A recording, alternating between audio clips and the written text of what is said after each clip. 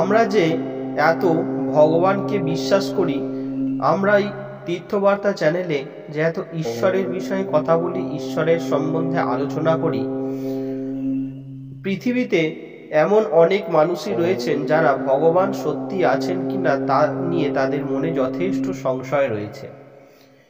ঈশ্বর কি সত্যি আছেন এমন বহু মানুষ রয়েছেন যারা ভগবানকে বিশ্বাস করেন না। যাকে আমরা চোখে দেখিনি তাকে আমরা বিশ্বাস করব না, এমন বিজ্ঞান মনস্ক মনোভাব সম্পন্ন মানুষ পৃথিবীতে বহু রয়েছে। তাই আজকে আমরা এই ভিডিওর মাধ্যমে আলোচনা করতে চলেছি, ঈশ্বর কি সত্যি আছেন, ঈশ্বরের অস্তিত্ব কি সত্যি আছে, ঈশ্বর আছেন এমন প্রমাণ কোথায় আছে, ঈশ্বরের প্রমাণ কি সত্যি আছে। ঈশ্বরের অস্তিত্ব আছে তা যেমন প্রমাণ করা যায় না, আবার তিনি যে নেই তাও প্রমাণ করা যায় না। বিশ্বাসেই এই সত্য আমাদের অবশ্য মেনে নিতে হবে যে ঈশ্বর সত্যি আছেন। বিশ্বাস ছাড়া ঈশ্বরকে সন্তুষ্ট করা অসম্ভব, কারণ ঈশ্বরের কাছে যে যায় তাকে বিশ্বাস করতে হবে যে ঈশ্বর আছেন, এবং যারা তার ইচ্ছা মতো চলে তারা তার হাত থেকে তাদের পাওনা পায়। যদি ঈশ্বর চান তাহলে খুব সহজে তিনি তো উপস্থিত হয়ে সারা পৃথিবীর কাছে প্রমাণ করে দিতে পারেন যে তিনি আছেন। কিন্তু যদি তিনি তা না করেন তাহলে বিশ্বাসের আর কোনো প্রয়োজন হয় না। সেই জন্যই যীশু খ্রিস্ট থোমকে বলেছিলেন, থোমা, তুমি কি আমাকে দেখেছো বলে বিশ্বাস করছো? যারা না দেখে বিশ্বাস করে তারা ধন্য। নমস্কার, তীর্থবার্তা চ্যানেলের পক্ষ থেকে আপনাদের সকলকে জানাই আমাদের চ্যানেলে অনেক অনেক স্বাগত। আশা করি ঈশ্বরের কৃপায় আপনারা সকলে খুব ভালো আছেন, সুস্থ আছেন, আনন্দে আছেন ও হাসি খুশি আছেন। আজকে আমরা আলোচনা করতে চলেছি ভগবানের অস্তিত্ব বিষয়ে। এক খুব কঠিন আলোচনা। ভগবান কি সত্যি আছেন? ভগবান যদি থেকে থাকেন তা প্রমাণ কোথায়? ভগবান কোথায় আছেন এমন প্রমাণ কোথায় রয়েছে? সেই বিষয়েই আজকে আমরা বিস্তারিত আলোচনা করব এই ভিডিওর মাধ্যমে। আশা করি আজকের আলোচনা আপনাদের সকলের খুব ভালো লাগবে। আজকের আলোচনা দেখে বা শুনে যদি আপনারা উপকৃত হন এবং সমৃদ্ধ হন, তাহলে দয়া করে আজকের ভিডিওতে একটি লাইক করবেন। যদি মনে কোনো প্রশ্ন থাকে অবশ্যই কমেন্ট বক্সে প্রশ্নটি করবেন, ভিডিওটি শেয়ার করে দেবেন। আর আমাদের তীর্থবার্তা চ্যানেলে যদি আপনি এখনো একজন না হয়ে থাকেন, অবশ্যই সনাতন হিন্দু ধর্মের জানা ও অজানা কাহিনী দেখতে ও জানতে আমাদের চ্যানেলটিকে সাবস্ক্রাইব করে অল নোটিফিকেশনে ক্লিক করে আমাদের পাশে থাকবেন, সাথে থাকবেন। তাহলে চলুন আজকের আলোচনা শুরু করা যাক। তার মানে এই নয় যে ঈশ্বরের অস্তিত্বের কোনো প্রমাণ নেই। বাইবেল বর্ণনা করেছেন মহাকাশ ঈশ্বরের মহিমা ঘোষণা করছে, আর আকাশ তুলে ধরছে তার হাতের কাজ। দিনের পর দিন তাদের ভিতর থেকে বাণী বেরিয়ে আসে, আর রাতের পর রাত তারা ঘোষণা করে জ্ঞান।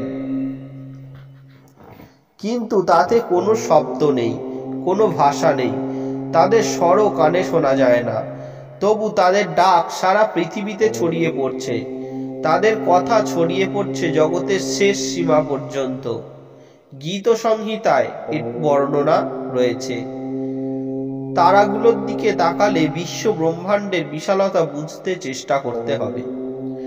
প্রকৃতির আশ্চর্য বিষয়সমূহ লক্ষ্য করলে এবং অস্তগামী সূর্যের সৌন্দর্য দেখলে সবকিছুই একজন সৃষ্টিকর্তা ঈশ্বরকে দেখিয়ে দিচ্ছে। যদি এও যথেষ্ট না হয়, তাহলে ঈশ্বরের অস্তিত্বের প্রমাণ আমাদের নিজেদের হৃদয়েই রয়ে গেছে। পদ আমাদের কাছে বলেছে তিনি মানুষের অন্তরে অনন্তকাল সম্বন্ধে বুঝবার ইচ্ছা দিয়েছেন। আমরা আমাদের হৃদয়ের গভীরে অনুভব করি যে এই জীবনের পরে কোনো কিছু রয়েছে, এই পৃথিবীর পরেও কোনো কিছু অবশ্যই আছে। আমরা আমাদের বুদ্ধি বৃত্তি দিয়ে এই জ্ঞান অস্বীকার করতে পারি, কিন্তু আমাদের মধ্যে এবং আমাদের চারিদিকে ঈশ্বরের উপস্থিতি তবুও সুস্পষ্ট। তা সত্ত্বেও বাইবেল সতর্ক করেছে, এর পরেও যদি কেউ ঈশ্বরের অস্তিত্ব অস্বীকার করবে, যাদের মন অসার, তারা ভাবে ঈশ্বর বলে কিছুই নেই। যেহেতু সমস্ত পৃথিবী জুড়ে সকল সভ্যতায়, সকল সংস্কৃতিতে, সমস্ত ইতিহাস জুড়ে ব্যাপক সংখ্যার লোকেরা কোনো একজন ঈশ্বরের অস্তিত্বে বিশ্বাস করে, তার মানে কোনো কিছু এই বিশ্বাসের পথ দেখিয়ে দিয়েছে। শ্রীমদ্ ভগবদ গীতারও যুক্তিগুলির সাথে কিছু তার্কিক যুক্তিও যোগ করা যায়। প্রথমত, কিছু তাত্ত্বিক যুক্তি দেখা যেতে পারে। সবচেয়ে জনপ্রিয় তাত্ত্বিক যুক্তি হচ্ছে ঈশ্বর সম্পর্কিত ধারণা দিয়ে ঈশ্বরের অস্তিত্ব প্রমাণ করা। ঈশ্বর সম্বন্ধে যে সংজ্ঞা দেওয়া হয়েছে শ্রীমদ্ ভগবতে, তা হচ্ছে তিনি এমন এক সত্তা, তার চেয়ে মহত্তর আর কিছু ভাবাই বা কল্পনাই করা যায় না। আমরা হলাম এক সামান্য আত্মা। এই আত্মা আমরা বহুবার জন্মগ্রহণ করেছি এবং বহুবার মৃত্যু আমাদের গ্রহণ করতে হয়েছে। কিন্তু ভগবান এমন এক পরমাত্মা, তিনি চির সত্য সনাতন, তিনি চির নতুন, আবার তিনি চির পুরাতন।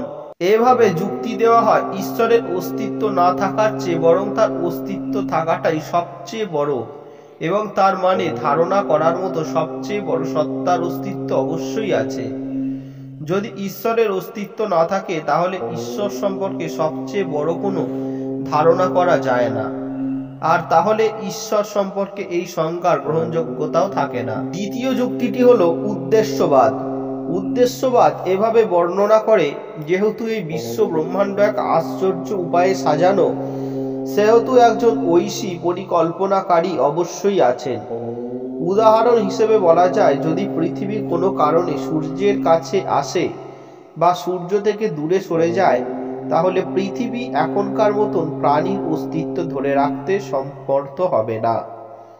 আমাদের বায়ুমণ্ডলের কোনো উপাদান যদি সামান্য পরিমাণে এদিক সেদিক হয়, তাহলে এই পৃথিবীতে অধিকাংশ প্রাণী বেঁচে থাকবে না। এক একটি আমিষ অণুতে 10 এর পরে 243টা শূন্য বসালে যে সংখ্যা দাঁড়ায়, ততগুলো অণু নিয়ে এক একটা কোষ গঠিত হয়। অর্থাৎ 10 এর পরে 243 শূন্য। একটা স্বতন্ত্র কোষকে লক্ষাধিক আমিষ অণুর সাথে তুলনা করা যায়। ঈশ্বরের অস্তিত্ব সম্পর্কে তৃতীয় যুক্তিটি হচ্ছে সৃষ্টিতত্ত্বের যুক্তি। কোনো কিছু ঘটলে তার কারণ অবশ্যই থাকে। এই বিশ্ব ব্রহ্মাণ্ড এবং যা কিছু সৃষ্টি, তা অবশ্যই কোনো ঘটনার ফল। অবশ্যই এমন কিছু কারণ ঘটেছে, যার ফলে সবকিছুর অস্তিত্ব প্রকাশ পেয়েছে। চূড়ান্তভাবে কারণ ছাড়া অবশ্যই এমন কিছু আছে, যার কারণে সবকিছুই অস্তিত্ব প্রাপ্ত হয়েছে। আর এই কারণ ছাড়াই কারণ হলো পরমেশ্বর ভগবান। চতুর্থী যুক্তিটি হচ্ছে নৈতিক যুক্তি। সমগ্র ইতিহাস জুড়ে প্রত্যেকটি সাংস্কৃতিক পরিমণ্ডলের কিছু নিয়ম অবশ্যই রয়েছে। প্রত্যেকের রয়েছে ভালো মন্দের জ্ঞান।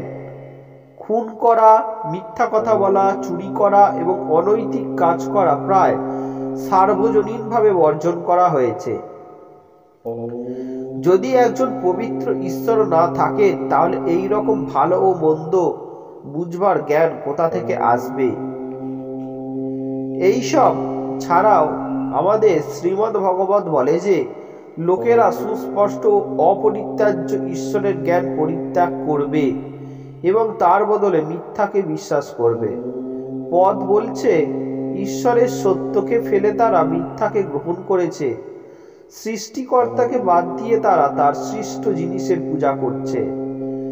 কিন্তু সমস্ত গৌরব চিরকাল সেই সৃষ্টিকর্তারই। শ্রীমদ্ ভগবত আরো বলেছে যে, লোকেরা কোনো কারণ ছাড়াই ঈশ্বরকে বিশ্বাস করে না।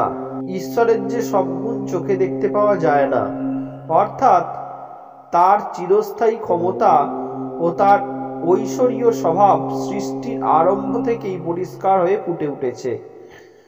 তার সৃষ্টি থেকেই মানুষ তা বেশ বুঝতে পারে।